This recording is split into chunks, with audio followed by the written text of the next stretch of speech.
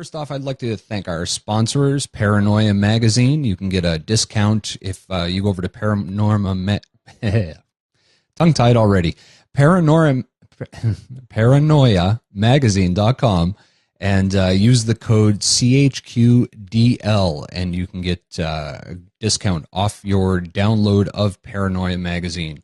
And as also come over and check out the Conspiracy HQ store. You can get all of our exclusive films for digital download, and the Jupiter Illuminati series from Mr. Gates is also there. So I recommend coming over and checking it out.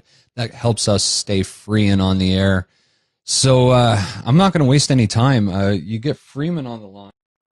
And, I've got some hiss there. You get Freeman on the line, and you don't want to wait to talk to him. So, Freeman, welcome back. Hey, Rick. Well, dude, there's some weird shit going on in the world. And the only person I knew that would just probably have a grasp on it would be you. So I thought, I got to get him back on. So let's start bolides over Russia. Yeah, right. I mean, is everything going according to plan or what? Well, that's the thing. When we talked, I guess it would have been about a year ago, you were talking about the bolides and how they were, that Obama had shut down the monitoring program, and all of a sudden I'm seeing them all over the place. So what's up? Yeah, well, that was, I made the artwork of Barack Obama sitting there with an asteroid hurtling towards him, a meteor. And I made that in May of 2009 to kind of set the stage to say, okay, this is what's next for us. But back in 2006, I had made the very first ever documentary on HAARP. And one of the main things that occurred at the HAARP facility that really struck my mind was the fact that a meteor had come directly over the HAARP facility as they were testing it as a meteor deflection shield. So, that's a pretty good coincidence there, hey, we need a meteor for a test. So the question came to me was, could we hurl meteors at the planet? And obviously, absolutely, and with precision. So I began tracking that. Obama came out on the platform saying, I will not weaponize space. And I have that on the front page of freemantv.com right now, where he's saying that before his first election, And yet here we have the X-37B just launched. It's been up there, well, I'm not even sure. It's been a month or more now. Right after it launched, there was a curious explosion in space that was reported on CBS and a number of other places. I have it in my Space War News. And it was filmed by an amateur astronomer, and no one had ever seen anything like it before, an explosion that occurred in space. And this, of course, the X-37B, our robotic space shuttle. If you don't know, the X-37B or OTV is the robotic space shuttle. It's a mini pickup truck, a space shuttle that's autonomic. It's a robot. It flies on its own. It lives out there for, well, last time, 240 months. Is that right? Weeks. Yeah, weeks. Weeks, yeah. It's not supposed to be up there even that long. Well, they wanted to test its limits. They wanted to see what it would do. And then it was brought back down just prior to a massive solar flare, which probably could have shut down the robotics. I don't know. They brought it down as this massive solar flare was coming in, and then just recently relaunched it. And right as they launch it, about a week later, we get this explosion in space. Now we got meteors flying in. But in my Space War News, I began tracking these anomalous fireballs that caused sonic booms and then were followed by earthquakes. And of course, the key that I had was the first one that struck in Alaska over the HAARP facility back in 1999. And the reason it struck out, because there was headline news all across the globe saying, earthquake hits Anchorage, Alaska, people think it's the end of the world.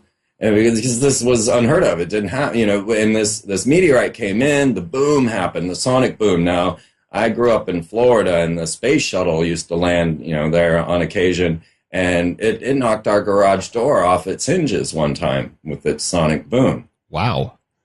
So it doesn't even require something exploding like they're saying this meteor did in Russia. But just the boom itself, the sonic boom was enough. NASA paid to repair our garage door, right?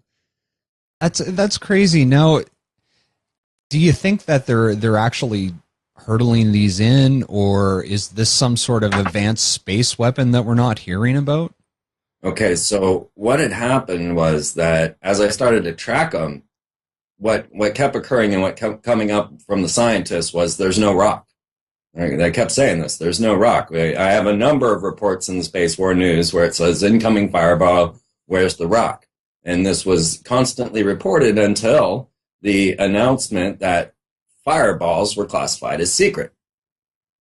Now, this caused quite an uproar in the whole astronomical society. And, how could you classify these fireballs as secret? This has been their homework for all these years. All of a sudden, they can't get their data anymore.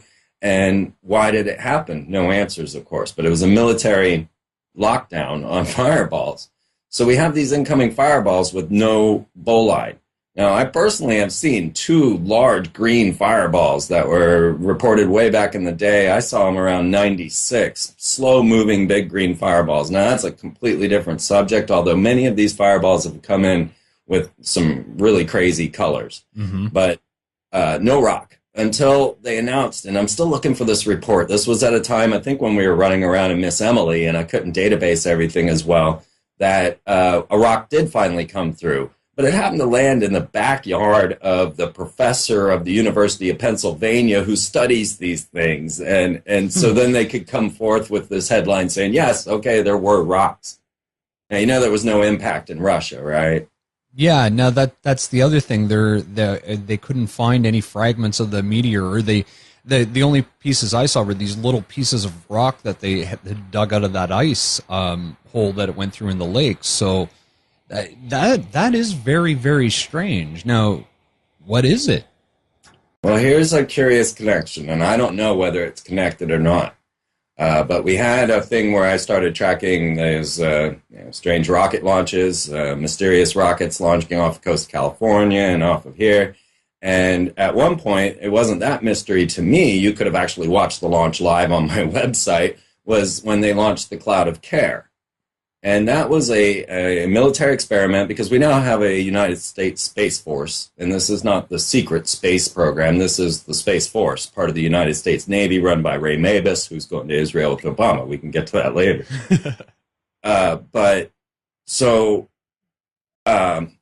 So this Cloud of Care was launched off of out of Virginia, I believe it was, and it launched a large aluminum oxide cloud up into the upper atmosphere.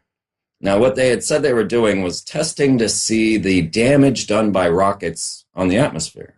And so they launched a rocket through it with this aluminum oxide cloud, which dispersed out of the rocket, looked like a big vortex opening in the sky, and then it just sucked itself back up. Now, no one had ever seen anything like this, and the script, as we were saying, as it goes from terrorists to asteroids to aliens, the news began immediately saying, we have no idea what this was. It looked like a giant vortex opening in the sky, and then it might have been aliens. This is the news on it. And, you could have watched the launch live from my website. I have been given reports on the Cloud of Care before it ever launched. This was nothing that I didn't know about. Why didn't they know about it? They said, we checked with all experts everywhere, and we can't find out what this mystery rocket was or what that thing was in space, and it could have been aliens. So this was quickly followed by, now another curious note is that aluminum oxide cloud was launched at the height of the International Space Station at about 183 miles up. And aluminum oxide has a potential of, with the right combination, to become an explosive. I forgot the name of it, the stuff that they use to take down the Twin Towers. Oh, thermite? Thermite, yeah. It has an aluminum oxide base and iron. And so this could be some form of explosive, right? Mm-hmm. But then we got the Norway spiral. Now, this was about a month or two after the Cloud of Care launch, and of course everybody again going, holy shit. This cloud, the Norway spiral looked like somebody had taken a Photoshop filter and put a corkscrew into the sky, right? That was probably still one of the weirdest ones I've seen yet. Yeah. Now, of course, there were a number of these, and I have them all linked up on my website. A bunch of these rocket launches that spiral like that and emit this gas, and it's intentional. But what was going on with the Norway spiral is you had the iSCAT antenna array sitting there, and it was pulsing a frequency up into the aluminum oxide cloud. The reason we know that was an aluminum oxide cloud, that was the Norway spiral as well. Okay, the cloud of care was announced. It's aluminum oxide cloud. Just like they announced that they were doing chemtrails to put barium in people in the Gulf War. You know, they told us when they were doing it to the Iraqis, but, you know, they're not going to tell you when they're doing it to you. But so they announced that it was aluminum oxide on the cloud of care, but in the Norway spiral, we knew it was because it was blue, and aluminum oxide's the base element for sapphires. And so it was actually sapphires that were sparkling in there. But, you know, this all gets really crazy, and it couples with the International Space Station. As I say, the first cloud was launched up there, where they've got the device to see the anti-universe, and then the iSCAT antenna array that was pulsing the Norway spiral, that has the capability of sending transmissions to other stars, because they used it to send a Doritos commercial to Ursa Major. All right. That's right, too, yeah. So now we've got this big vortex that was launched out of some crazy supposed Russian submarine, but then they claimed that the spiral wasn't theirs. They were like, okay, yeah, we launched a rocket, but we didn't make the spiral, so then that all became confused.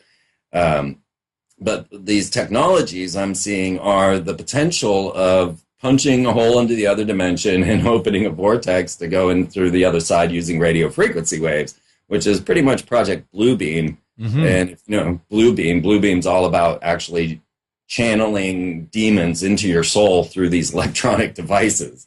I mean, that's Bluebeam. Everybody talks about holograms, but no, you gotta get deeper into what Bluebeam is. It's channeling demons into your soul through electromagnetic frequencies. That's what Bluebeam is. Well, that's crazy. So I'm familiar with Bluebeam thanks to Serge Monast and right. the Canadian Free Press. So, where did you get this channeling of demons through electrical energy? Yeah, it's totally Serge's whole theory. Oh, was it? Okay. He starts it out explaining the transmission. Now, so that's why I'm tracking now the idea of mind transfer technologies and how strange that has all gotten. If we want to get into that, let me know. Mm-hmm. Serge Monast, when he outlined Bluebeam, you know, the ultimate outcome was the transmission of these other dimensional beings, and which he called demons. You know, he said this is the rise of the Antichrist, and Bluebeam is the portal. So now I'm watching the technology unfold, and I'm seeing all the signs and symbols that equate to it, because I've realized now, as I at first was open to the idea of the other dimension with the concept of the 66.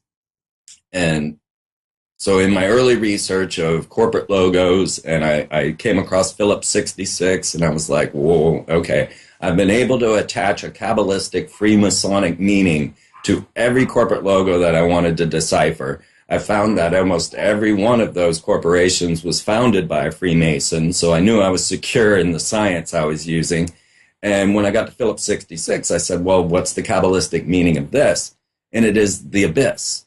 It is the hidden node on the tree of life. It's the dark side of the tree where the demons live, like Lilith and Azrael and Beelzebub. I don't think he's on the list, actually, but, you know, the fallen angels. And that was the meaning of 66, and in Hebrew, therefore, VV. Now, when I transliterated this over to English, now 666 is F, O, and X in English. F, the sixth letter, O, 15, X, 24. Mm-hmm. It's the only word letters, so Fox equals 666. But 66 is the number that I've been tracking, not 666, although I find those everywhere. But the 66 was the really curious one. Now, what I found was that the mark of the beast is actually the symbol of the X-Men, an X inside of a circle. That's interesting. All right. And I found this through Kenneth Grant, who was an accolade and took over for the Ordo Templi Orientis for Aleister Crowley. So he showed the the mark of the beast. Now, that's totally different than the number of the beast. And then I meet up with Rex Diabolus Church, the high priest of the Church of Satan, and he has that mark embedded in the back of his skull. So there's a little confirmation for me, right? I'm like, okay, I'm onto something. So the OX, that's 66 again.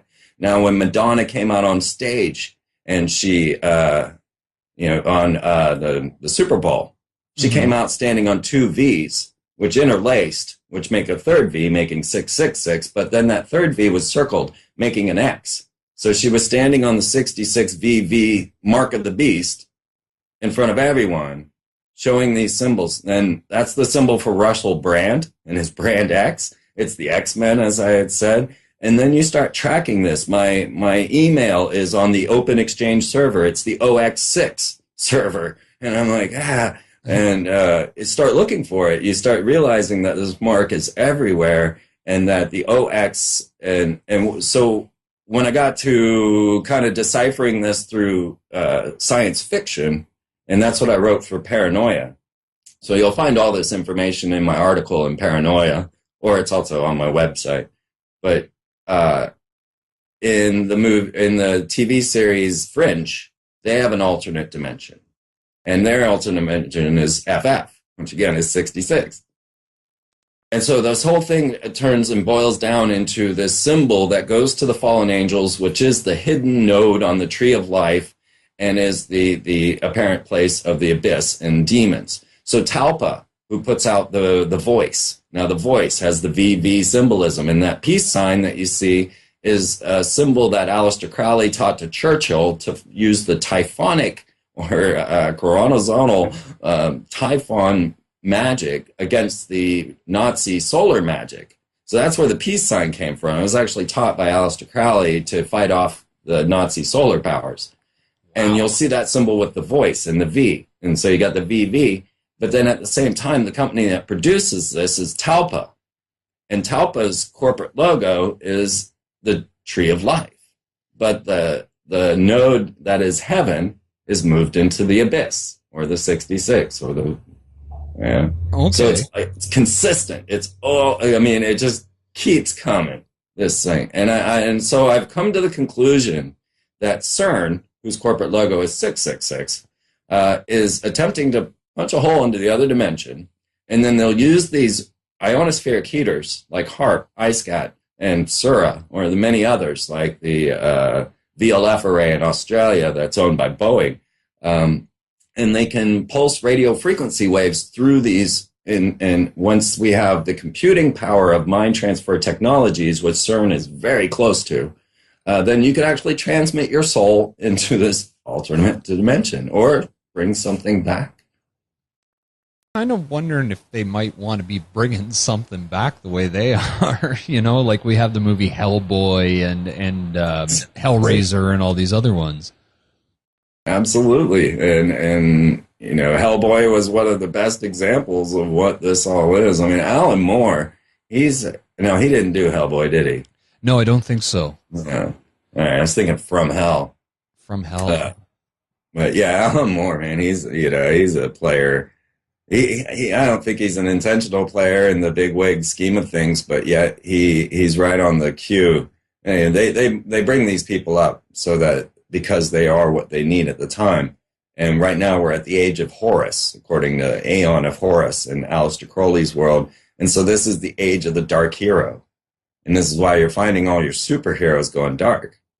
And this really correlates with the whole Batman shooting, the return of the Dark Knight, and how this all relates to why everybody seems to be going out of their minds or becoming these vicious killers. Well, we are seeing some pretty crazy things with media personalities going nuts. The Chris Donor, that whole deception, it reminds me a lot of just before 9/11. Yeah, it reminds me of Waco completely. Yeah. A lot of people don't realize this, and I'd love to share this right now. At Waco, this was an awakening moment for a great many of us, like 9/11 was to many others later. But Waco, those of us that were already aware and awake and looking at it, this situation. Now, first of all, we had never heard of an ATF at that time. And so that was the instigation of that, right? Just like 9/11, Homeland Security. But at Waco, we witnessed as they used military helicopters to come in, shoot into the holes of the roofs. I've seen interviews of the little old ladies that were hiding underneath this shower of bullets, the children that were in there, the fact that there wasn't any of the strangeness that they said that was going on, the fact that David Koresh, and I meant by strangeness, and I mean pedophilia and things of that nature, did not seem to be going on. The only case that they ever really had for somebody saying such a thing about David Koresh was one boy that got thrown out of the camp. So, it's not a reliable source. But David Koresh, he went to the store every week. I've seen film footage of him shooting with the ATF and the FBI, trying to, here, try this, it's AR-15, hanging out with the guys, right? I don't think Koresh ever died in that fire. But the thing of it was that moment that most people saw when this officer was pinned to the rooftop, and this was a scene that they kept playing over and over again for the sympathy's sake. But I've seen this entire scene, and I've seen it in slow motion. And at Waco, we're talking about the ATF officer. Actually, 3 officers go in the window, and the 4th one's on the roof. And the 3 officers that went in through the window were reputedly the bodyguards of Bill and Hillary Clinton. Now, at that time, we were also covering the many, many, many suicides that were following the Clintons after they passed the law in Arkansas saying that there would be no further investigation of suicides, right? Then all of a sudden the people are just dying all over the place around these Clintons, suiciding themselves by handcuffing themselves and laying on train tracks. Very clever suicides around the Clintons. But at the same time, Hillary and Madeleine Albright and Janet Reno, and this whole situation came to a head. What they did was these 3 officers went into the window. The 4th officer remained behind and threw in a tear gas canister behind his 3 mates and then opened fire on them. And then in slow motion, you can see 3 bullets coming back out the wall because it was his own men shooting back at him. And that was the supposed interaction of, oh my God, the Branch Davidians have opened fire. But it was actually their own men shooting at their own men, and it was an entire setup. And then they burnt everybody to the ground. And, of course, the fire wasn't going good enough, so they brought in, after 8 hours of CS gas being tanked into the building, they brought the tanks in on either side and punched it so that they made a wind tunnel. Now, they did the same exact thing to Chris Dorner. They filled it full of CS gas. When it wasn't burning good enough, they brought the tank in, knocked down the walls, got the fire burning. They got him with 4 directions of air tunnels, and But did he burn? I don't know. Was that his body? I mean, we found, 2 identifications that survived the burning, and same passports falling out of the Twin Towers. It's just crazy. Well, with Dorner, too, there was the report that he tried to leave the cabin and he was pushed back in by FBI agents. So, it always amazes me how much bullshit these guys will pull off, and people just suck it up and say, oh, well, that sucks to be him. Yeah. But, yeah. I mean, I still talk to people that don't see the chemtrails I'm pointing at. Well, no, Freeman, they're condensation trails. Haven't you been told? Yeah. I forgot, I remember playing tic-tac-toe with the clouds as a kid, right? Not. Yeah, exactly. Like, I grew up right underneath Loring Air Force Base main runway, basically, and I don't remember ever seeing it like it is now. So that argument is invalid. Yeah. But, okay, so back to this. We got meteors exploding over Russia and fireballs being sighted around the world. We also have the Pope stepping down as lightning hits the Vatican. What the fuck is that about? Oh my God. It's such a script. It's so amazing. Okay, so Pope Ratzinger, the Bavarian Nazi youth that became Pope, and when they burnt the smoke for the Pope, it came out black instead of white, and they had the smoke backwards back at the beginning of this guy. Now, he was such a curious note for me because he began investigating the Illuminati. And what I've been telling everybody since for my next projection as to what was coming. So I managed to predict W into forced into office. I managed to predict 9/11 as a terrorist time. I managed to predict 10/13 as a banking crash. I managed to predict Obama would not be considered an American. And I managed to predict that, well, my next projection was saying that World War III is going to be spawned at the Temple Mount. And I have a lot of reasons for this, but mostly it's because of the Freemasonic connections and their desire to rebuild this third temple. And so I began telling everyone, watch for the Temple Mount. Now, I've been talking about this since Obama got elected. You can see me on Edge Media in England talking about Obama being a clone, and I'm talking about the Pope and the idea of them taking the Temple Mount back to the Vatican.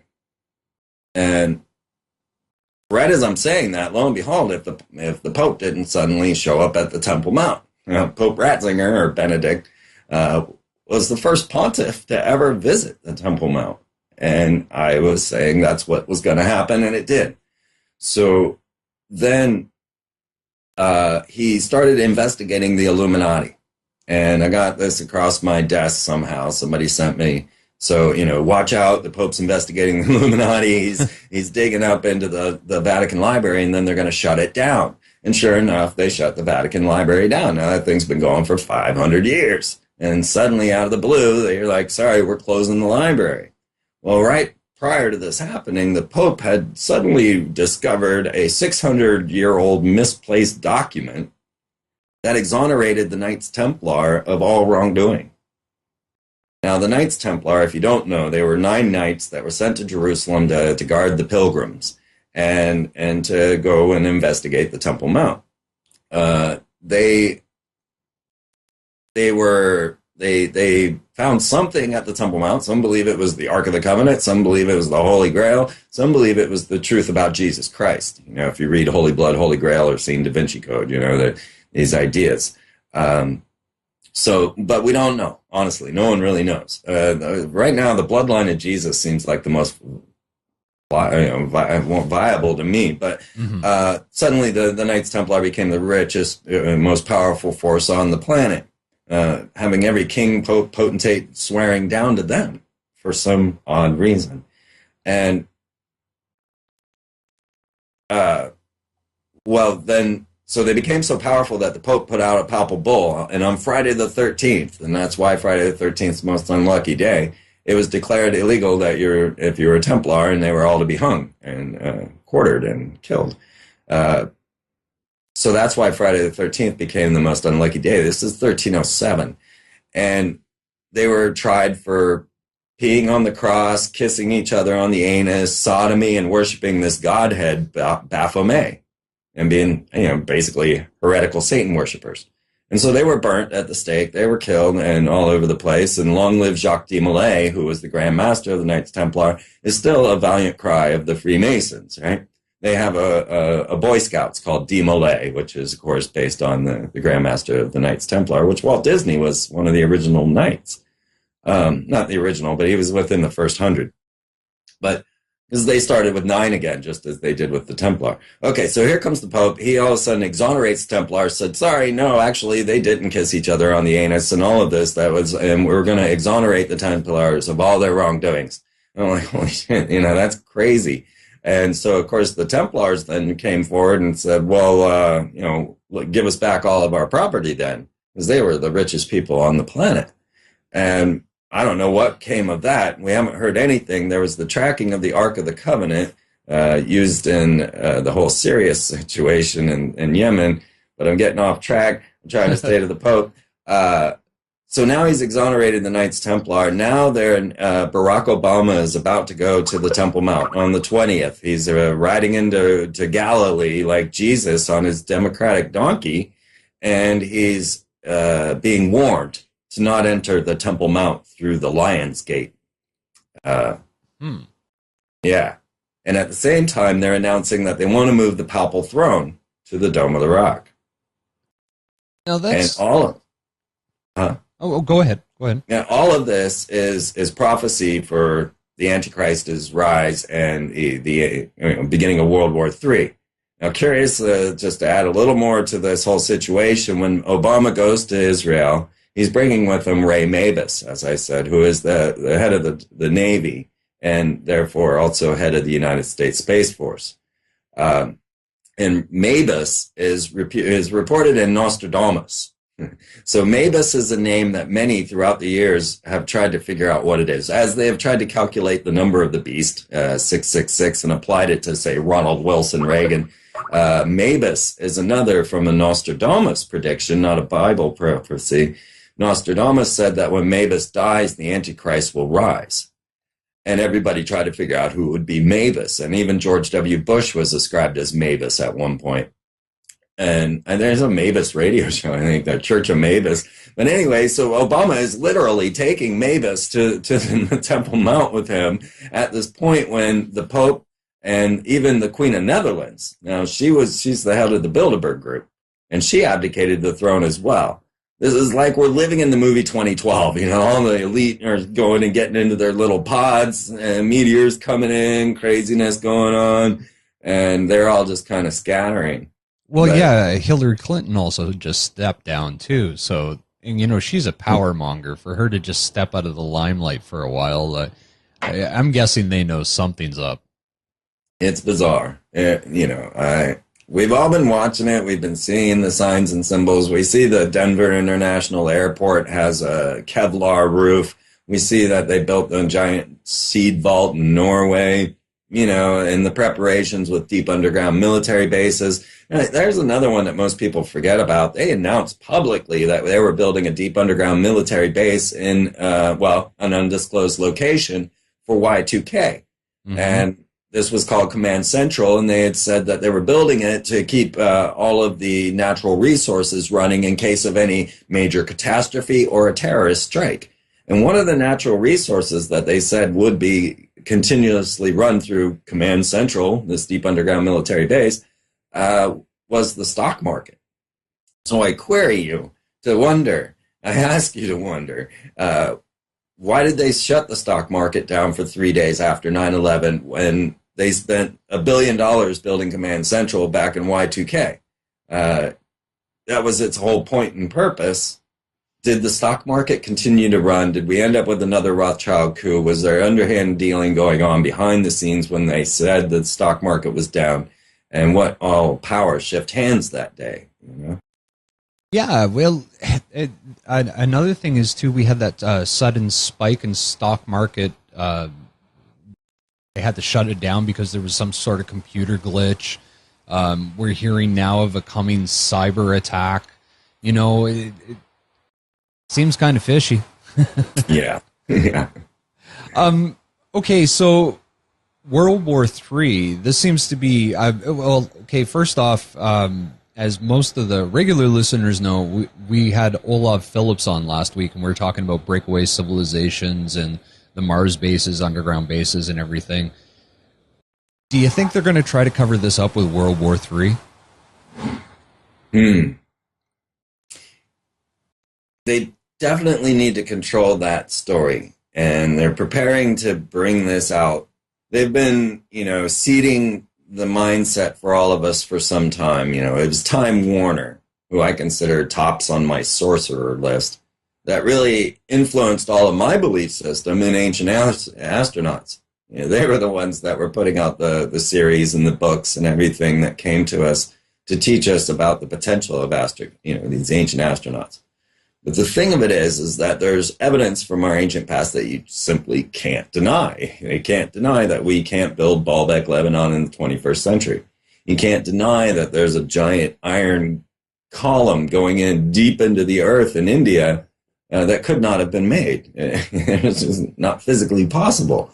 And yet there it stands.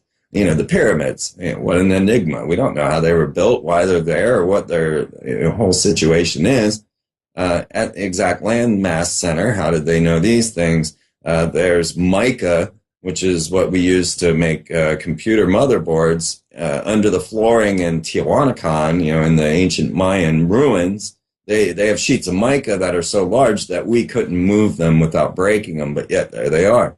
So there's all this evidence, the Antikythera mechanism. I mean, that thing, 33 different gears that somebody put together in maybe in ancient Greece.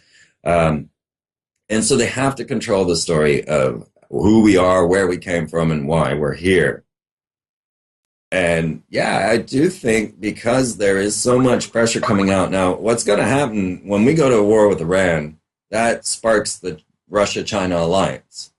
And that was my prediction on my blog spot way back in 2006. You know, when we go to war with Iran, expect the Russia-China alliance to then come and destroy all of us. Because what they've been doing is setting us up for the fall. They've made us out to be Satan to the rest of the world. So America is Satan. And there's nothing we can do to change their opinion of that. Very little. Very little. I don't think we could. The propaganda campaign is so heavy. You know, they get to watch Honey Boo Boo and, you know, all these kind of shows, and they think we're totally Satan. And really we are, because they're programming us to be, like I say, this dark hero programming going into all of us. And so they've engineered the social catastrophe. We're the new Nazis. America's the new Nazis, and so yeah, I would think that because they have to release this information. And I brought up Russia-China alliance because they're the ones kind of pushing the button saying, hey, you better start releasing your UFO data now, or we will. Mm-hmm. And I don't know, you know, the true intricacies of how all that's playing out. But my father chased flying saucers for the government, so I believe in that. That would tend to make one want to believe in that kind of a thing, I'm sure. Yeah. Okay, China and Russia. Now, are they actually Gog and Magog, according to Revelation? I don't know. You know, that one I know George H.W. Bush took on the name Magog, and that Bush got the scroll of Gog. Yeah. Well, I just thought it was an interesting coincidence that they're the two main ones we're getting ready to go to war with, and you know, the biblical reference of Gog and Magog, something to do with Armageddon. They do seem to be playing this like a script, you know, and that's why they had to go and take the Temple Mount. That's why they had to make this whole situation the way it is. But I really do believe that they are in contact with that extra-dimensional beings through ceremonial magic. Because this has been a consistent story from Sumeria, Egypt, on up to now, with Uri Geller channeling the Nine for them, you know? Mm-hmm. So I really believe that the level of control actually goes that high. Because this would explain the consistencies throughout time. Because that's another anomaly that's really hard to explain away. Why would George H.W. Bush endeavor so hard for a New World Order that he'd never see? You know? Mm-hmm. And how this throughout time, those raising this New World Order, why? And then you find each and every one of them connected to the occult, doing ceremonial ritual magic and channeling these entities. So do you think they have figured out a way to actually bring them back already? That's what I think they're working up to. Yeah. And, you know, like I say, with the Serge Manasse story on Project Bluebeam, that was the intention there that he found. Okay, so mind transfer technologies, it requires exabytes of information. And so all written language or all written books could be stored on 5 exabytes of space. And our brains, you know, use so much more. And we need that type of power. CERN's LHC grid, you know, CERN was the creator of the internet. They have made a new internet, and it's all 200,000 interlinked computers using fiber optic lines. Now, I wonder what Google Fiber might do as it expands, but CERN's the one right now pushing 100 petabytes. And this is really close to the mind transfer technology speed that it's necessary. I think it's 1,000 petabytes or exabytes. But what I found really curious is all of a sudden they started doing the whole extraterrestrial situation, and the UN announced that they would have Mazian Othman as their extraterrestrial ambassador for the UN's Office of Outer Space Affairs, if you didn't know we had that. They announced that Linda Rothschild would be NASA's alien ambassador. The Vatican brought out the two curious astronomers that had said aliens are our space brothers and didn't suffer original sin, and that they would bless aliens even if they came with tentacles.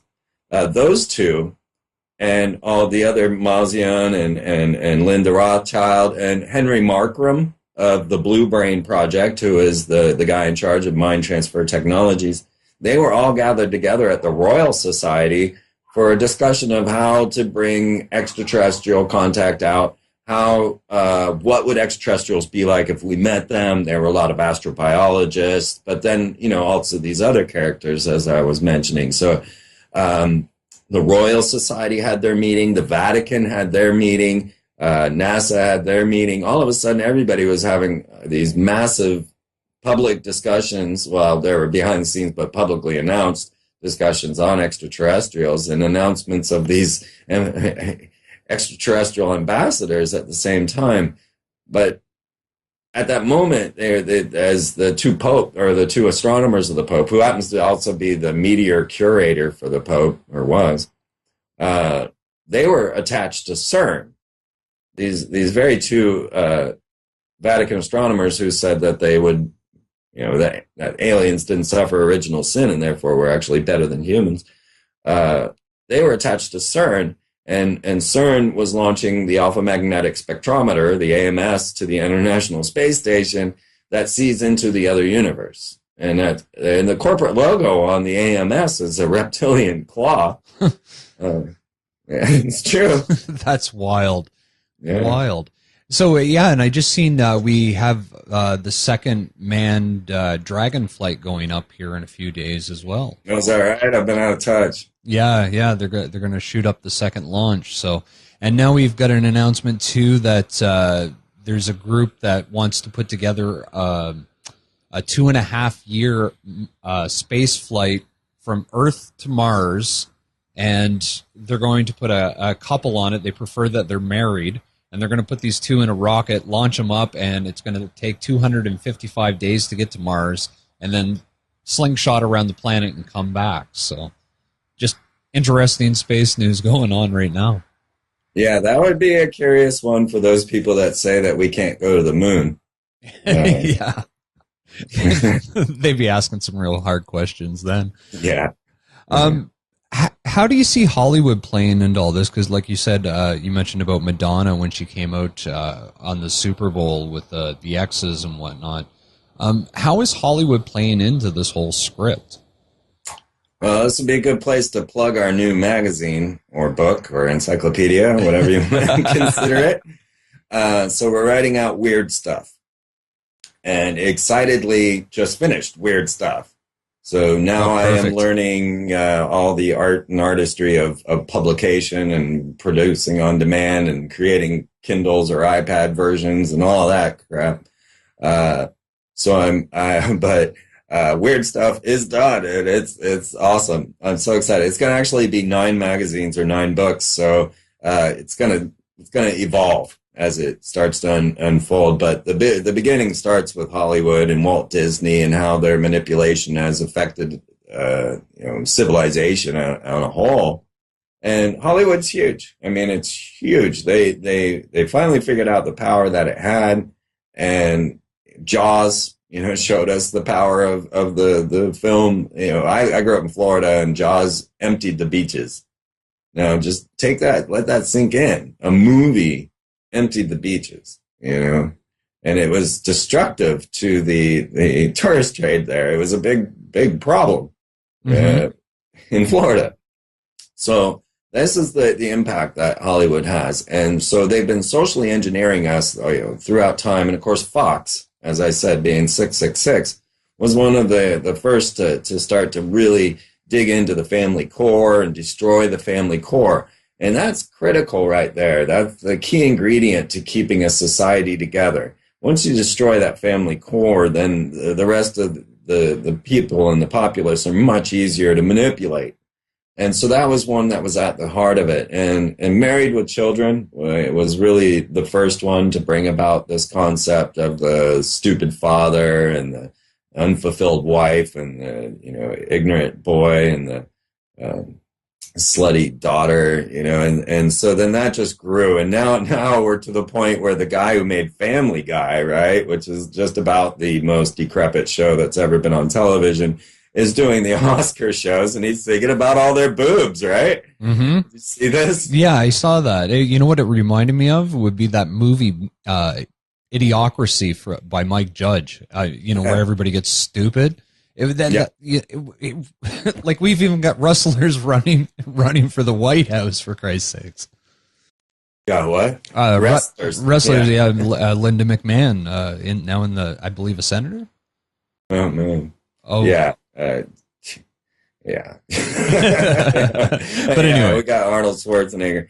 But so this is the true sorcery, that people believe that actually humanity's just like opening up or something, and these are our new moral structures. But ABC comes out clear and says we're designing a new family, and it's homosexual, and that's been part of the programming as well. Not to be offensive to homosexual people, but to point out the homosexual agenda. That is, you can see the agendas. You can see a forced homosexual agenda. You can see a forced anti-Christian agenda, which I find really curious. You can see a forced dark hero and princess programming, and how they socially engineer us through this. I don't know. I don't know what else to tell you. Because I see it in all kinds of different ways, and there's many different ways that we could discuss that. Okay, well, let's go back to Britney Spears, because I know a lot of my listeners are only vaguely familiar. We've got a lot of new listeners, and they're only vaguely familiar with you. Let's go back to Britney Spears and the Mickey Mouse Club and how that all plays in. We'll get back to the Pope here in half an hour or whatever, but we're talking about satanic ritual abuse and trauma-based mind control.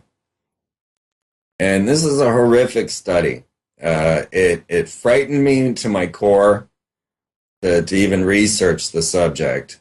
And when I came forth with Anna Nicole, Britney, and mind control, it frightened me so much that what I was showing you, that I just ran. I took off. I didn't even have enough money to go where I was going, but I just left, and that ended up becoming another film called Sorcerers of Atlantis. But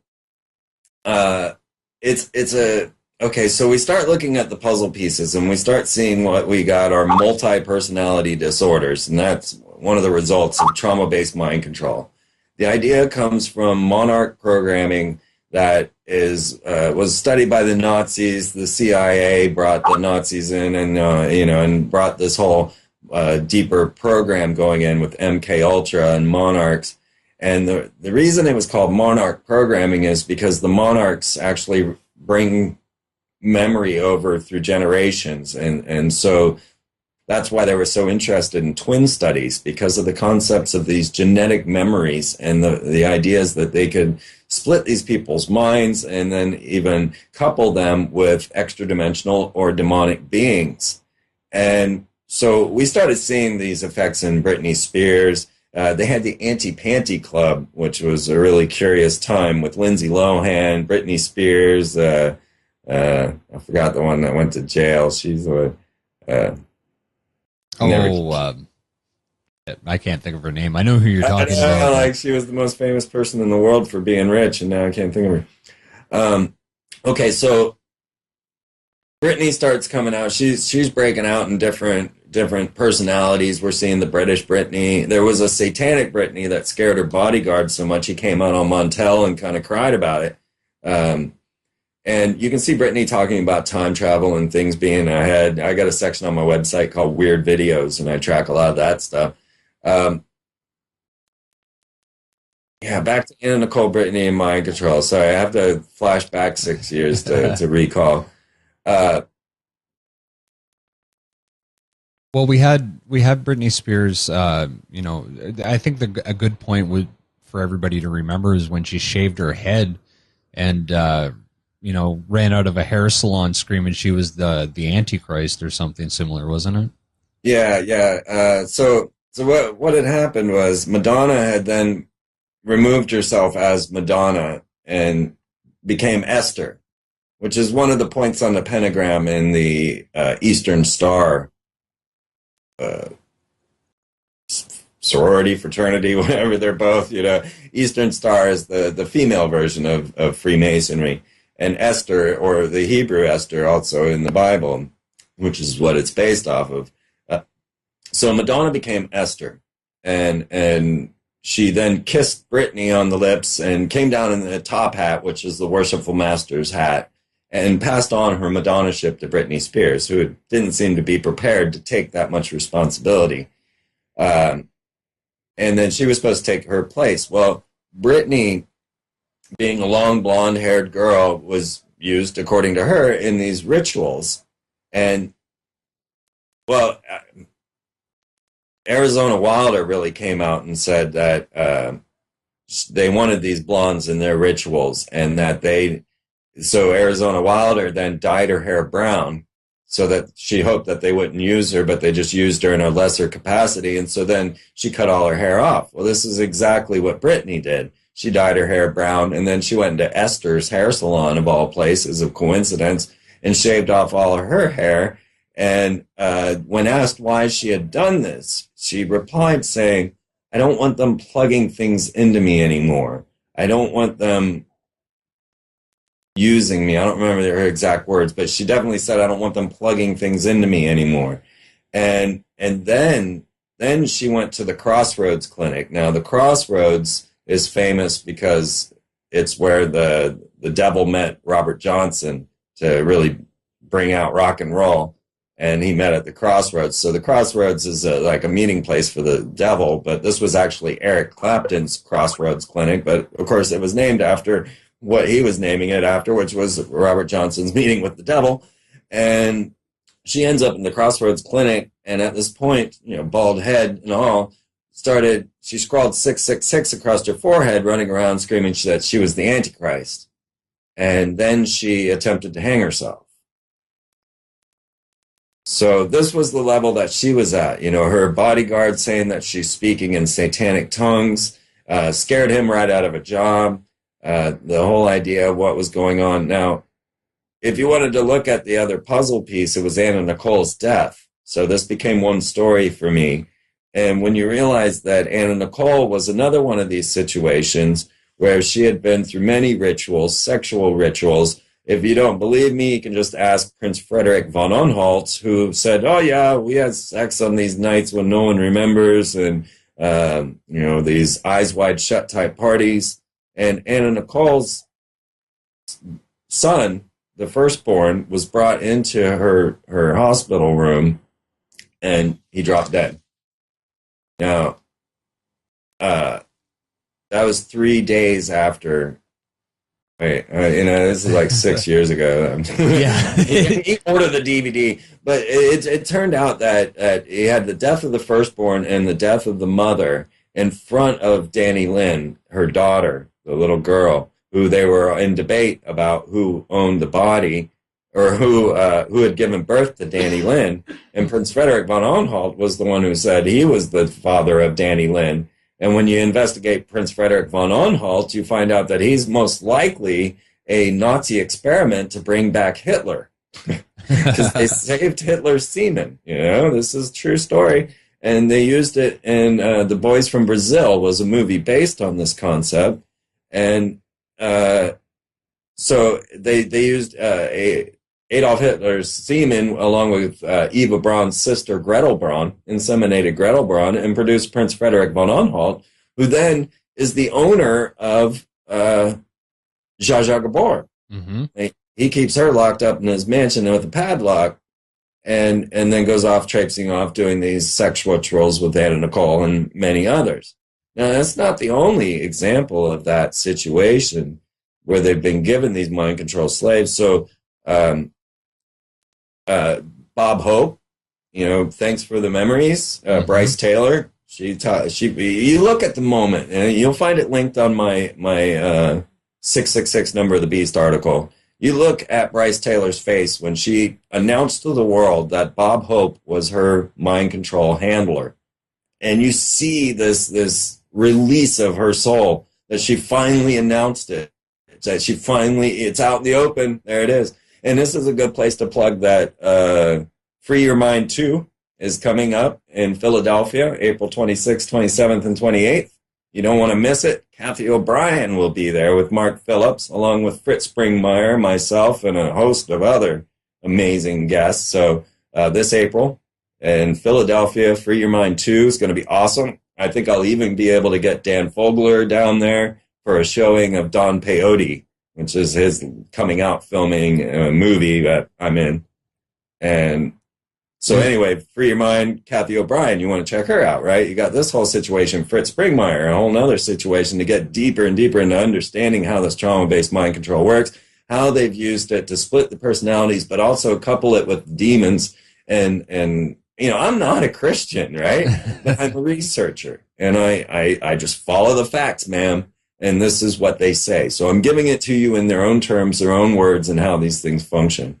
And we've got all these classic symptoms. And Kathy O'Brien, she was, of course, used and abused by people such as Dick Cheney, who she describes in quite graphic detail. And many of these things are provable. Now, with Kathy O'Brien, one of the curious things was that this will give you another example of what trauma-based mind control can do, because it can give you power, give you powers. And what happened is she had an alternate personality, and when that personality was triggered, a scar would appear that she didn't have as her normal personality. Now, that's the power of the mind, and this is the power they're trying to manipulate. And that scarring on her chest that she had, it was actually the god Baphomet, which the Templars worshipped, and who, the OTO and many others now worship, Freemasons, inadvertently most likely worshiping. And this is the type of power that comes through this type of trauma-based mind control. That's really interesting. Is that actually provable? Because I know I'm going to get a lot of flack about that one. I'll tell you what, I'll ask Kathy myself when I see her. If you could get it on film. Want to find out for yourself, come to Free Your Mind. They stopped letting me across the U.S. border years ago. Oh, it's all right. Yeah. I'm surprised that I don't run into anything, Yeah, it's quite annoying. They ask a lot of questions and then just tell me to turn around and go home. So. Wow. Just tell them you're a deadhead next time. Yeah. Well, I thought about going in with in a burqa, and because they seem to let everybody like that across the borders, right? So they have like an open thing to open the doors for deadheads, because the deadheads are the CIA's drug runners. They don't know it, but that's what they are. Really? And I swear to God, you could be carrying every drug you want, and you go through that checkpoint and say, well, yeah, I'm going to the Grateful Dead concert. They'll be like, all right, go ahead. Yeah. I've been with the deadheads for a long time. That's really strange. I guess you wouldn't be surprised. I seen just recently that some documents came out where Terrence McKenna was implicated with the CIA, so nothing would surprise me at this point. Yeah, a bass player of the Grateful Dead took me to a Mason temple and almost killed me. Yeah, can you tell that story? Because I think a lot of people would be interested to hear that one.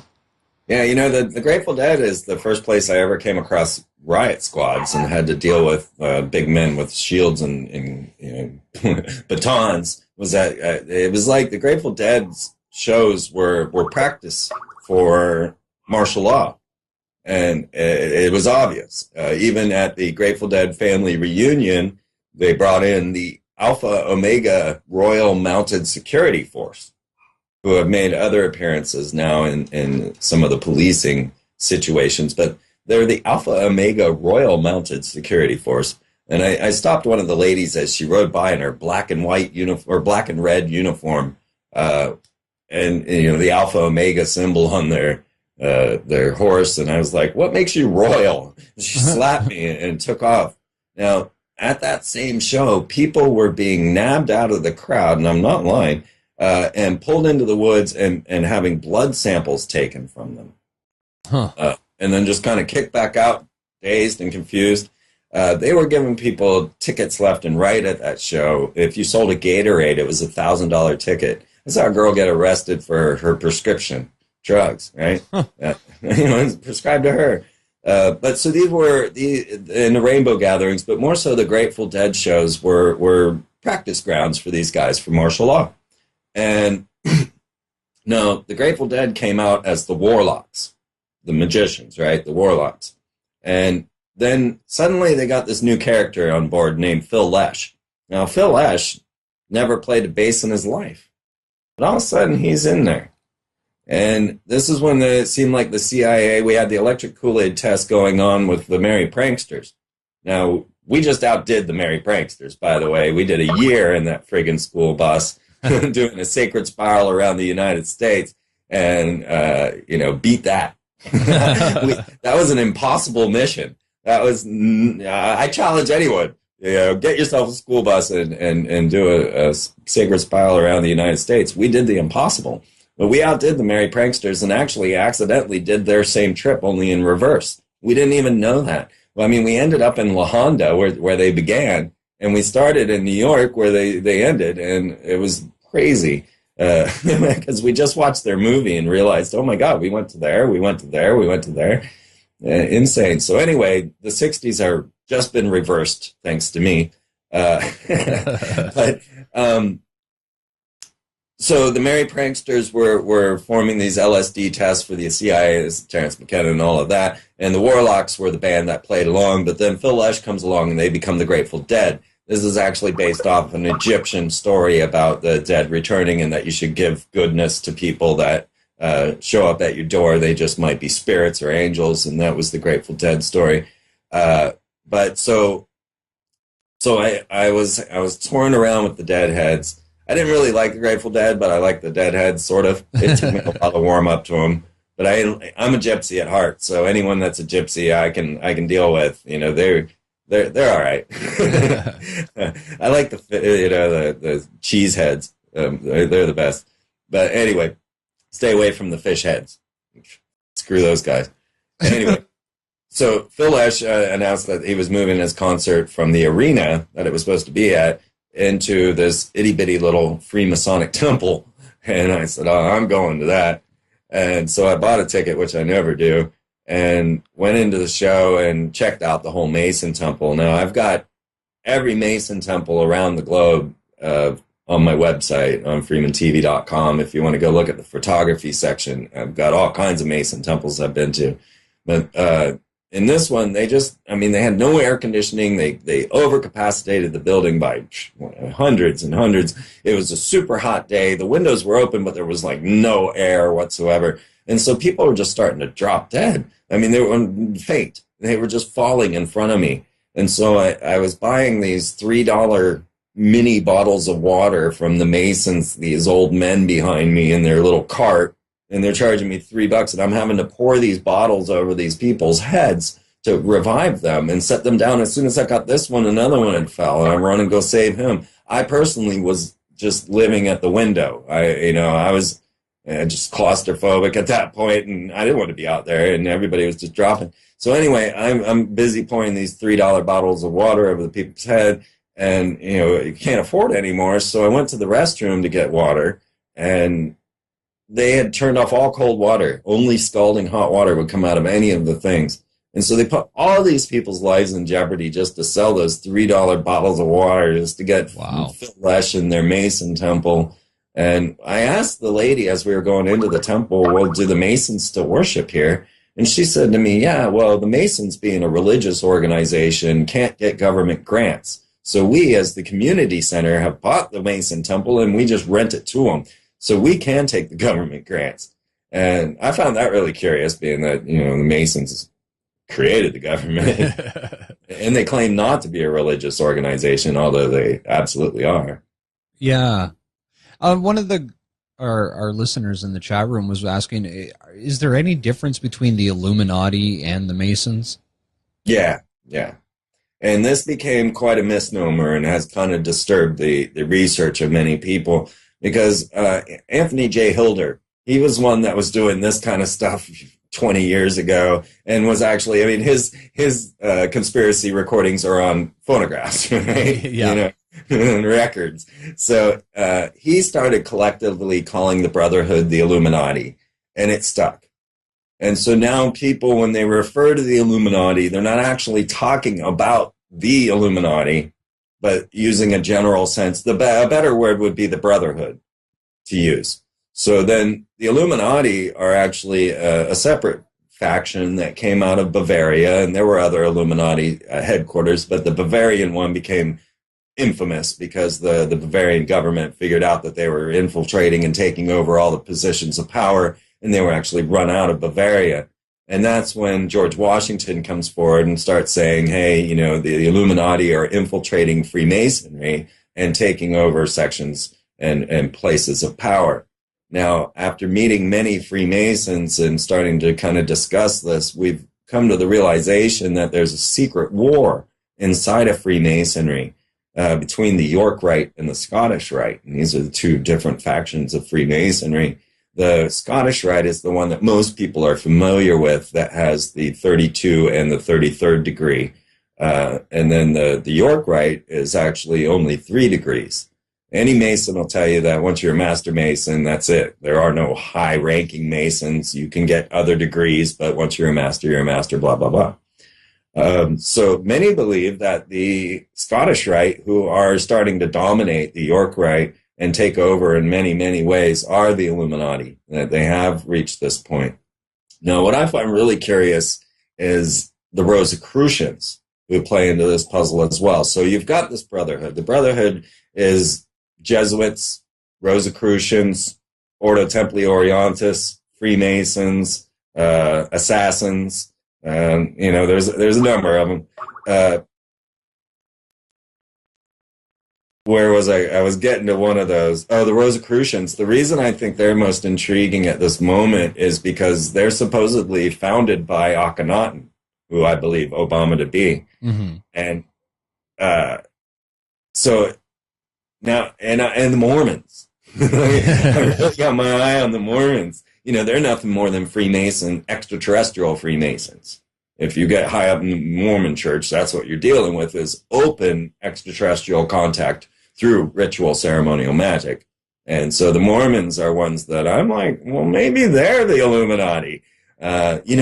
Emily Parker at the Sandy Hook shooting, she was buried in Ogden, Utah, which is a huge Mormon tabernacle place where I had a large V-shaped craft fly over me, and that's where all of our tax returns go. To Ogden, Utah, with the Mormons. But, okay, so I hope that kind of answers your question. The Illuminati are a separate organization, but we now use it as a catch-all phrase. There are many different brotherhoods inside of this situation, and all seem to be warring against each other, or, allies here and there. Yeah, exactly. Okay, well, let's take a quick 10-minute break, and when we get back, we'll take some questions from the chat room, and we'll get to this week's contest. So hang on, everybody. We'll be right back.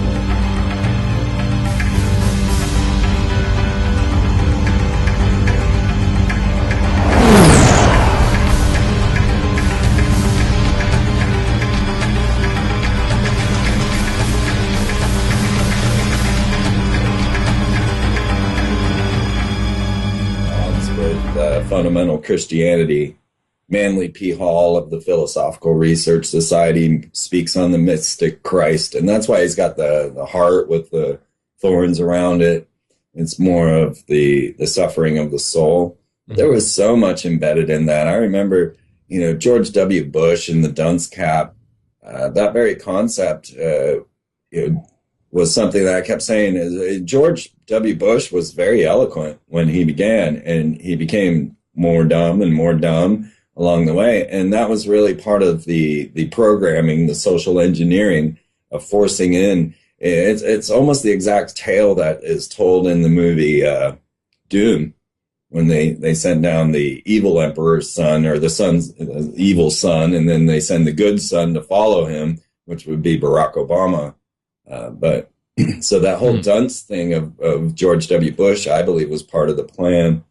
There's a lot going on in Hollywood, and that was the guys that did worked with Peter Jackson, right? Mm-hmm. Yeah, yeah. They're a small CGI studio out of Montreal, so they weren't really known until actually iPet Go came out. So that was kind of their sudden breakthrough. They make this video of the year, so go figure. Another thing I wanted to ask you about: what do you think about this whole royal pregnancy ordeal going on with the twins and the son of Satan and all that others? Honestly, I haven't been able to keep up with Kate as much as I would like to at this point because I like to believe that I've laid down foundations for people to use and then watch the story expand as they use their understanding to teach me a thing or two. So I hope I've at least done that. I know I was behind Dutch Sense and Vigilant Citizen and many other radio shows. I gave them the heart to come out here and show you the things that they're showing you now. And so I feel like, I've passed on the mantle and I'm moving on to this puzzle or that puzzle while I allow those to run their course. But of course, twins coming out in this whole situation really makes it an intriguing story. But I wish I had more about Kate at this point. But believe me, I'll be digging into it for Weird Stuff Part 2. Right on, right on. Okay, so let's go. Anybody in the chat room have questions? Send them to Dave F-Town Bala in the chat room, and he'll send them over to me so we can get your questions answered live on the air. Now, Freeman, I'm going to, for this week's contest, I want to give away one of your USB sticks that has, 60 hours of content on it? Actually, it's a lot more than that. I've just been so backed up, I haven't been able to update the picture on my website. It's over 100 hours. It's got every guest you could possibly imagine. A lot of guests that most people don't even know that I interviewed. I've done so many different shows that people lost track. And really, really amazing shows. And I remastered a great many to get the best audio quality I could, and cut out all the commercials, gave you all the titles and ID3 tags and everything so that you'll know exactly. There's a whole list that comes along with it to tell you what every show is and who's on it. And there's a lot of my own stuff as well. Plus, it includes almost all of my lectures on video. In there as well, plus one of my artworks, and then well over 100 radio shows. There's over 100 hours of information on there with at least 40, 50 different guests, and then also all my lectures and art and stuff. And awesome. Okay, so what we've been doing here is we've been asking trivia questions, and if you want to answer, just when I post the archive of the show, there will be a link there where you can click and answer the question of the week. And I'm only doing one this week, but the first person to answer Freeman's trivia question will get that USB stick sent directly to them. So, Freeman, what do you got for us for trivia? Well, I'm a little scared that I might stump him. It's actually a seemingly simple question, and I have covered the answer on my show a number of times. But I like to throw this one at people because it makes you find the right answers to the creation of America. And so my question is, who designed the American flag? That's a good one. I wish I could enter my own contest. Yeah. Okay, right on. So check these out. I was so certain that Obama would be reelected that I had these made. That's awesome. Do you have those for sale on your website? Yeah, absolutely. Yeah, you see it says Renegade on there, which is the Secret Service name for Barack Obama, which of course means one that turns on his political party, people, and religion. If you read the definition. Yeah. Nice. Okay, so we have one question so far. Do you know if the Hoover Dam is going to be blowing up like another 9/11? I don't. Yeah, I Yeah, that was a different one. yeah, Um, like I was just gonna say when I predicted 9/11, and I said, "Hey, on 9/11, there's gonna be a major terrorist attack. Don't freak out. It's all for your reaction." Uh, I didn't know what was gonna occur, right? And then when I went on Alex Jones and I said 1013 is the next 9/11, I wish I'd actually put it together a little more because I knew 1013 was a Templar number. It's, Chris Carter's for the X-Files production company as well, but that's the Friday the 13th that we were talking about, October 13th of 1307, 1013. And of course, that turned out to be the day Bernanke forced them to sign the banking agreement, bringing about that whole uh, fiasco. So uh, I never exactly know what they're going to do. I just follow the occult significance that I see. I see them do symbolic gestures. And so then I follow the symbolic gestures to try and guess. And I seem to guess really well. yeah, there's very few people that can be, pretty close to being dead on. And those are the people I like to have on because I get really sick of hearing all this. The world's going to end tomorrow, and then tomorrow comes and nothing happens. So Right. it's really good to have researchers like yourself. And like I said, if I could get into the United States, I probably would go to Philadelphia for the conference. That sounds like a Yeah. really good time. Um, But I've been ranting and raving about the Temple Mount, the Pope, and the incoming fireballs. These have been the three things that I've been ranting about for 3 years now, and it's all coming true, every last bit of it. Yep. Yeah. Exactly. Um, is there anything else going on that you find really interesting in the news lately? Any big events? Well, of course, the latest was the whole Batman Sandy Hook, and I had to write an entire article into weird stuff to cover that because there was too much going on to be skipped, and this could be a very big subject. That whole idea of the gun confiscation through this situation. So I felt it needed to be documented, and a lot of my time in Researchville, outside of writing weird stuff, has been in the Sandy Hook and the Batman shooting, and the curious correlations that go with DARPA and the fact that James Holmes was working with DARPA and working on the strange subjective universe and the idea that you can change history by changing your mind um, and that his father was developing and had developed an algorithm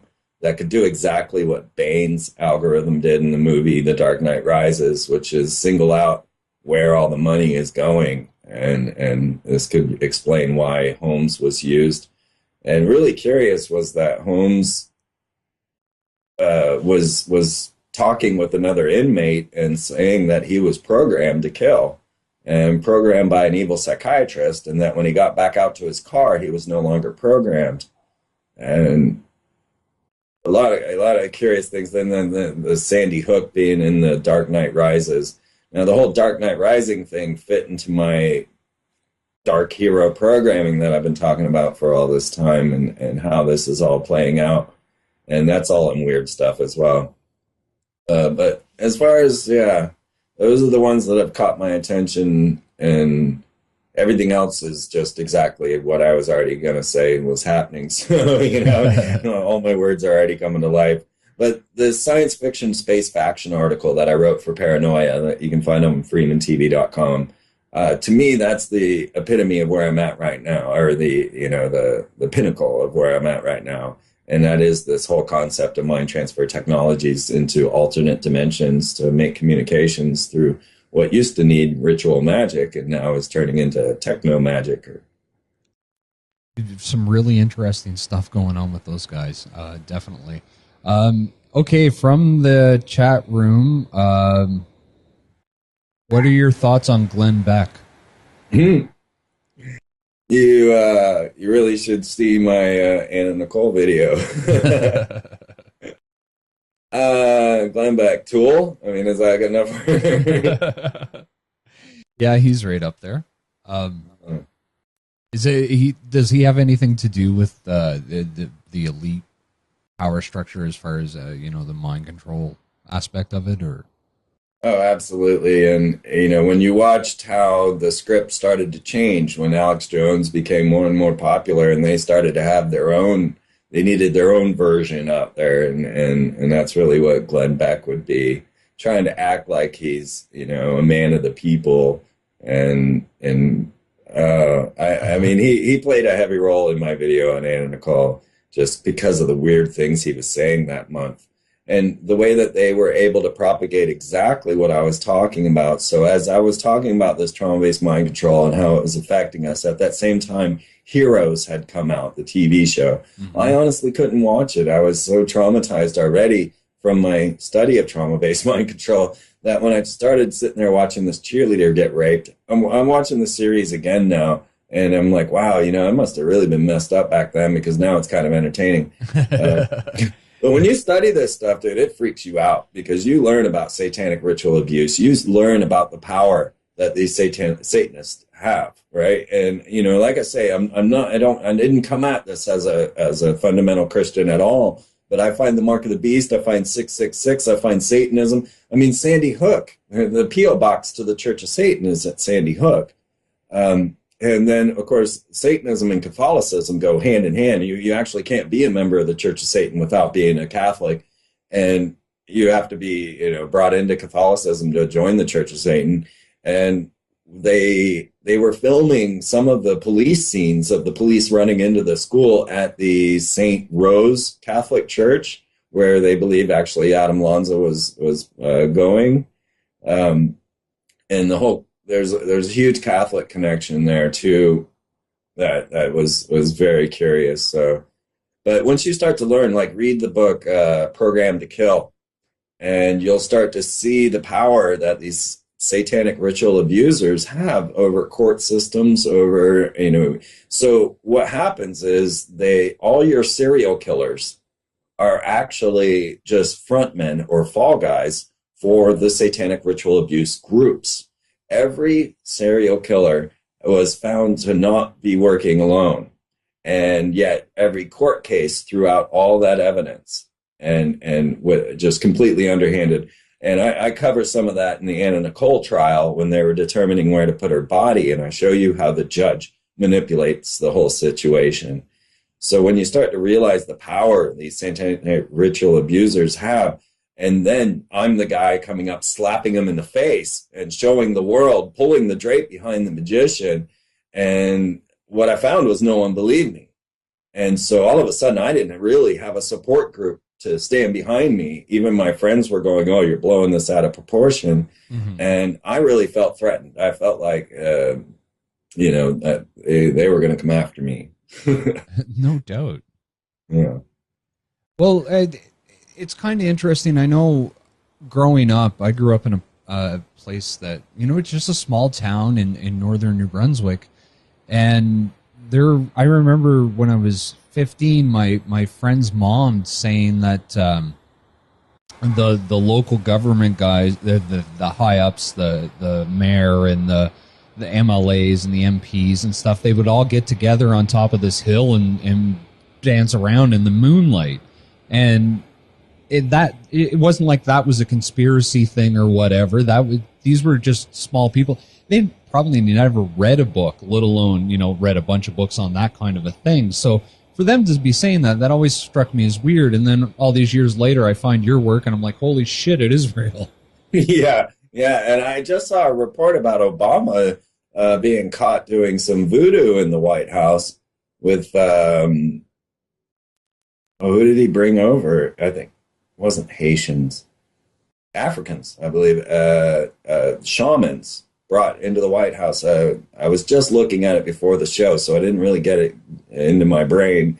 But you can look into that because, Michelle's mother, Barack's mother-in-law, was he was complaining that she needed to stop doing all this Santeria and voodoo in the White House. And Hillary, she was known for heavy witchcraft in the White House, and people were severely afraid of her. And her maid came out saying that they had crack pipes and cock rings on their Christmas tree, and that they performed these rituals. Yeah, that's right too. And just to bring up more stars involved in rituals, we've seen Lady Gaga not too long ago where the maid came out and said that she was bathing in a bathtub full of blood. Well, she was caught in a bathtub left with blood, and that was after a large gathering with the Scottish Rite Freemasons. Now, what was really curious about Lady Gaga and her mom is the Rolling Stone article where she told of this dream that she had where she had a girl strapped down to a table and was slitting her wrist and putting honey in the wounds. And her mother says to her in the article in Rolling Stone that sounds like an Illuminati ritual. She says, like, what's her mom know about that, right? Yeah, come on. But a lot of times I think people like Lady Gaga are put out there to kind of nullify the topic and make it just so over the top that everybody, just says, oh, well, this is just performance. And so it kind of hides it in plain sight. Well, yeah, and I mean, you look at what happened with Whitney Houston. She's found in a bathtub, and her daughter freaks out at the same time as her death, and all these other connections. Her actually drowned in the same bathtub the night before under the exact same conditions. Oh, yeah, so, that's right. Yeah, she was on drugs, and she fell asleep or passed out in the tub, and they had to revive her, bring her to the hospital, and then the next day Whitney drowns in the same bathtub. Now this is at the same time that we're at a goddess ritual situation. I can't remember the date now and how it related, but it was relating to a time of this goddess of water, and then they forced to keep her body in that room until the party ended. And this is kind of like, the necromagic and dealing with death and keeping her body up in that room. They wouldn't allow the coroner or anyone to remove the body until the party was over. That was really strange. Came out. I did a 20-minute film. You can get it on our website. I sold my soul for mind control. And in that film, I went through David Carradine, what's his name there? The uncle from National Lampoon's Christmas, Randy Quaid. Randy Quaid. Running to Canada screaming that the Star Whackers are going to kill him. Yeah. And, like all these guys, and people will still look at you and go, you're not, that you would think any of this is going on, and I can't get over it. Chuck Barris, when he came out with Confessions of a Dangerous Mind, he wrote a book about how he was a contract killer for the CIA. The guy who did the Gong Show and the Newlywed Show was out murdering, assassinating people for the CIA. He wrote a story about it, a fictional tale, and then they made a movie about it. And in the movie, they interview him, and he says, well, I will not confirm or deny any of this. Yeah, the Hollywood army is frightening. I mean, can you imagine Matt Damon showing up at your door and just like, all right, you're dead, Because that's what these guys are used for. And look at them. I mean, they all are trained in martial arts. Every one of them is trained as some sort of killer. And then they're all programmed into this elite princess warrior programming along with, trauma-based mind control. A few questions from the chat room. What are your thoughts on Nibiru, which is kind of fitting? Next week we've got Marshall Masters from Yao USA coming on to talk about that. But what are your thoughts on it? My first thoughts were, I read everything Sitchin had written way back when it was written. And, for me, the mathematics didn't work out on his 3,600-year-old cycle because I was trying to calculate it to different periods of our time, and I couldn't sort that. So I had a hard time with that idea. I began tracking what I believed was a binary star. So I went with the binary star story instead of the Nibiru or Planet X story. Now, NASA had announced a Planet X out there. They had announced that there was also the potential of another body or another star, which they called Nemesis. And at the time of their release of this information, it was all hypothetical. But then as we started moving into the asteroid spectrum and the ideas of this incoming space war, all of a sudden Nemesis was being spoken about by NASA as if it were a legitimate story or real. But we do have enough evidence to suggest that there is another body out there, another planet, another, and NASA reported on it being 3 times the size of Jupiter, so that would fit what Sitchin was saying would work with Planet X. And I kind of stopped tracking Planet X, although I want to get back into it and start seeing what people are pulling up. But I started tracking the second sun theory, which almost every star system is binary, and if we did have a binary star, it would be pulling us, and that would explain the increase of the friction in space and why all of the planets are heating and why the sun is erupting in such a massive way.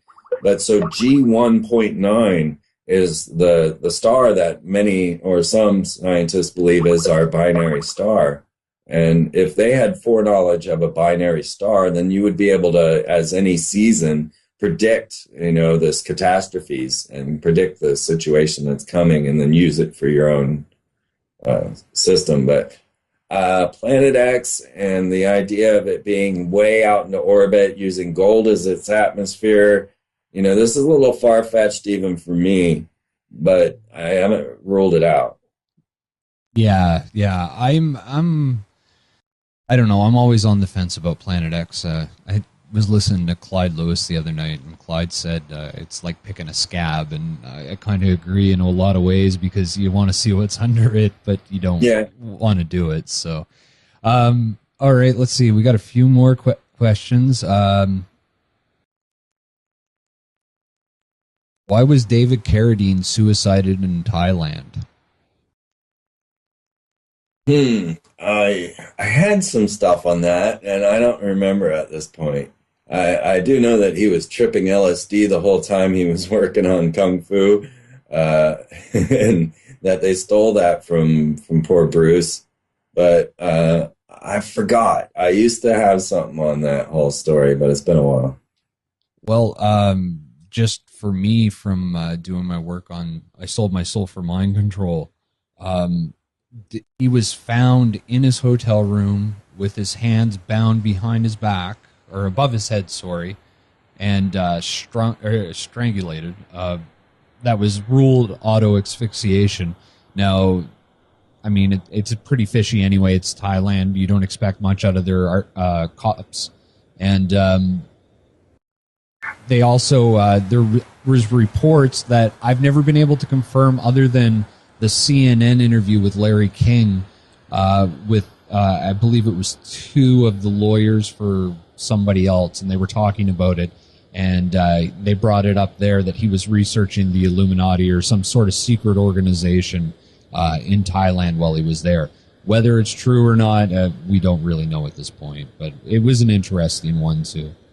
Well, let me just say, I've got that part in Anna Nicole Brittany and Mind Control of Larry King talking with Bill Clinton about working as the president, working for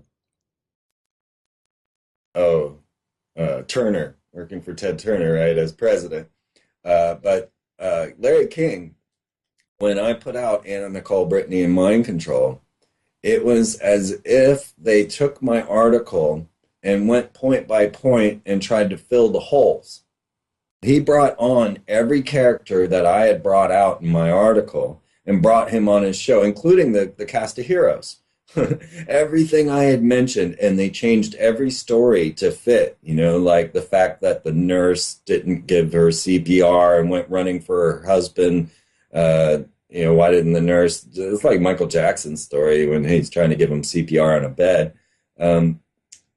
And Cyril White, this pathologist who's been involved with the JFK assassination, the Elvis death, Michael Jackson, and Anna Nicole, and numerous others. I think even Jean-Benet Ramsey.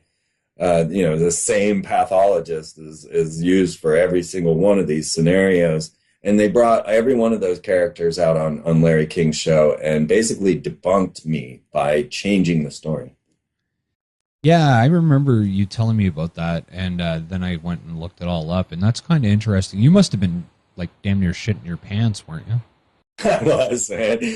When Howard K. Stern was like looking through the television going, I'm going to get you filthy bloggers. I mean, it was me. I was like, he's pointing at me. Yeah. And I might have evidence to suggest that Howard K. Stern is actually innocent of this crime. And I actually have Anna Nicole's coroner's report, and it shows that there wasn't drugs in the system, which blew my mind. I don't know what to think about all of that because, of course, I've seen the videotapes. But if you know anything about mind control, then you know you can be triggered into a 6-year-old persona, as we see Bill Clinton in somewhere about a 6 to 8-year-old range in that video as well. Mm-hmm. So Anna Nicole could possibly have not been on drugs, but simply triggered into a 6-year-old alter, which is often because these poor children, these victims, realize that these guys are the victims. When people were running around going, I'm glad that slut is dead, or when Brittany was going through her problems, oh, yeah, stupid girl. This is jealousy speaking out because these poor girls are victims. They are victims of a power that's way above and beyond all of their control. It's pretty sad. It is. It is. I just, when you were bringing up about them acting like children, Courtney Stodden, the new, seems like to be the poster child for MK Ultra. She was doing the exact same thing as Anna Nicole was on that video just a few months ago, maybe a year ago, and same exact thing with her. We had Cat Williams freak out and run around acting all crazy. Dave Chappelle has dropped off the face of the planet. Chris Rock has kind of all of a sudden started being very vague. And I seen a picture of him and Jamie Foxx and Dave Chappelle all in New York doing a comedy show. So, gotta wonder what's up with that Boulez Society. Yeah. All right. They constantly bring them back. They stuck poor Brittany in a wig and threw her back on stage. And I seen she was back now with brown hair again. So, right. But some crazy, crazy times. So weird stuff. When are people going to be able to actually purchase weird stuff? You can purchase it now. We have pre-orders. We've already sold over 100 copies. And it's not even done. No, we just finished it, and the only thing holding it up right now is that I've got to learn how to identify it with its ISBN number. I should have that all taken care of Monday. So the PDF actually should be out by next week, and we'll get the prototype version made next week. And so we're talking, within a week or two, we'll have weird stuff out there. And I'm so excited. We have worked so hard on this. We have been in lockdown since Halloween, and we haven't left the house. I finally shaved for this show. I've been in, and it's just taken that long to actually to really get this solidified, and we're working on 9 of them. So, but we've really been dedicated to just this number 1, but we've got 2 and 3 going as well, and I'm really excited. So weird stuff will be out maybe next week. You could get the PDF at least, and then the print version, we're going to do both a color and a black and white version, so that they're about, you can either $10 or $20. Hey, right on, right on. Do you have any more films or podcasts or anything going on lately? Not lately. I've just been doing shows like this one. It's great to be here on Conspiracy HQ. And I did Santos Bonacci just it was a couple of days ago. And so I've just been kind of keeping, busy doing other people's shows. I do still have the podcast going on iTunes, but it hasn't been updated in a little while. But I will be getting back to all of that. I have a whole box of film. I mean, from everywhere I've been, I've got tons and tons of footage of all these Mason temples and esoteric stuff. And I would love to be able to work on a film, but that stuff takes super dedication, Yeah. you know, and I just don't have the time right now, but I want to. I really want to, and I want to figure out what I'll do next. So right now it's author, and I would like to get back to podcast and doing stuff. Well, right on, right on. Just hold on there, Freeman. I'll put you on hold while we end the show. And thanks for coming on again. Yeah, thank you, Rob. Yeah, we'll have to do it again once weird stuff's out. Definitely, definitely. All right, ladies and gentlemen, that was Freeman from freemantv.com. And if you haven't looked into Freeman before, all of his stuff's available on the web. You can watch it a lot of it on YouTube and whatnot. The man has done some amazing work. So if you want to do something after the show, you haven't had enough, go look at it. There's actually a film that just came out not too long ago. Actually, I'm going to bring Freeman right back up for a second to find out what that film was, because I seen it. It was like a 3-hour set down with you. Yeah, you're back. Yeah. There was the great interview. That's under Who is Freeman? And it was filmed for a documentary that I guess I got cut out of. Which seems to happen to me quite a bit. My latest film was E.T. and the Transhumanist Agenda, which is 5 hours getting into all the crazy asteroids and things that we've been talking about today's show. Perfect, perfect. All right, yeah, so you guys should all go look that up here after the show. And we'll be back next week with Marshall Masters from Yow USA, YOWUSA.com. He's found something strange in the sky, and we have a video exclusive interview, just me and Marshall, coming out on Monday or Tuesday on our YouTube channel. And you'll be able to check that out and then come to the live show next Saturday night, 7 p.m. Mountain Standard Time, 9 p.m. Eastern, and 6 p.m. Pacific. So anyway, thanks a lot. It was another great show, and we'll see you next week.